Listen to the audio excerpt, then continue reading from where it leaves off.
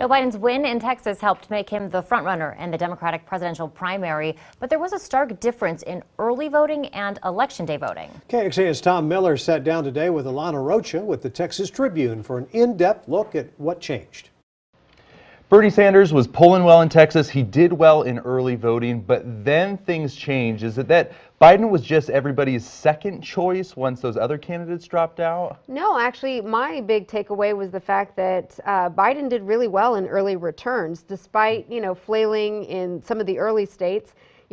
Texans were done early voting before Biden surged in South Carolina. So I think it just reinforced that people wanted an establishment Democrat, and with Pete Buttigieg and Amy Klobuchar out of the race and their big endorsements on Monday, he really surpassed Biden with election day totals. Right, and now it's definitely a two-person race. Do you see either one of these candidates pulling out ahead? Well, we'll see. It's kind of shaky to be predicting in this. Given the shifting, tides and everything else, we'll see 6 more contests on Tuesday. The key now will be for, if Biden is the nominee, to try and appeal to Sanders' loyal following. And right now, at least Sanders voters tell us they're not ready to vote for Biden just yet. What do you think would be the strategy there if Biden is the eventual nominee? How does his campaign attract those Sanders supporters? I think we got maybe a preview of that on Monday night when Beto O'Rourke was on stage with Biden. It's interesting. It was a Biden event, and yet Beto O'Rourke, popular Democrat here in Texas, was the one to close out the event. He was the one who spoke last. So I think he was the last kind of rallying cry to the people there before the polls opened the next morning to say, go out and vote for Joe Biden.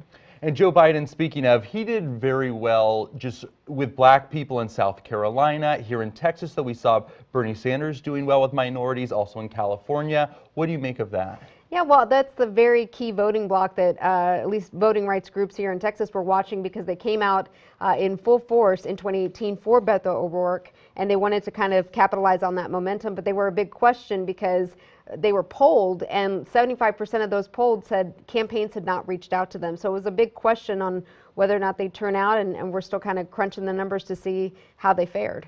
And on Super Tuesday, we heard about these very long lines, specifically in Harris County. Are you hearing any accusations of coordinated voter suppression or anything like that? No, but it was interesting, at Texas Southern University, a historically black college, there was a confluence of factors there. Everything that could have gone wrong did. They had a shortage of machines. The machines they did have were old and breaking down. The election workers weren't trained properly. You had their wait time system directing people to the most crowded places. So you had one guy who was there 7 hours after getting in line and finally went home after casting his ballot, but it showed how dedicated people were. Harris County Democrats say they will make changes ahead of November. All right. Good to hear. Thank Okay, you. Alana Rocha, thank you so much. Thank you.